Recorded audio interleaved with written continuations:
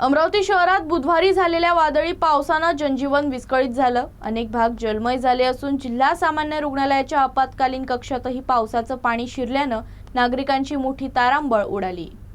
अमरावती शहरात बुधवारी दुपारी वादळी वाऱ्यासह सुमारे 2 तास मुसळधार पाऊस झाला। या पावसामुळे शहरातील अनेक रस्त्यांवर पाणी साचलं असून अनेक भाग जलमय झाले। काही ठिकाणी वाहतूक मंदावली तर नागरिकांना पाण्यातून मार्ग काढावा लागला। अचानक झालेल्या पावसामुळे शहरातील अनेक दुकानं, व्यावसायिक प्रतिष्ठानं आणि घरांमध्ये पाणी शिरलं। त्यामुळे मालमत्तेचं नुकसान झाल्याची माहिती समोर आली आहे। मात्र गेल्या काही दिवसांपासून उकाड्याने हैराण झालेल्या नागरिकांना या पावसामुळे काहीसा दिलासा मिळालाय। दरम्यान जिल्हा सामान्य रुग्णालय अर्थात इरविन रुग्णालयालाही पावसाचा फटका बसला।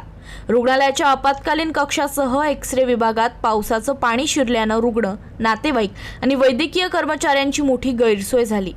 पाणी साचल्यानं प्रशासनाला तातडीनं उपाययोजना कराव्या लागल्या। पहिल्याच जोरदार पावसात शहरातील अनेक भागात पाणी साचल्यानं मान्सूनपूर्व नाले सफाई आणि पावसाळी तयारीवर प्रश्नचिन्ह निर्माण झालं असून नागरिकांनी निचरा व्यवस्थेत सुधारणा करण्याची मागणी केली आहे।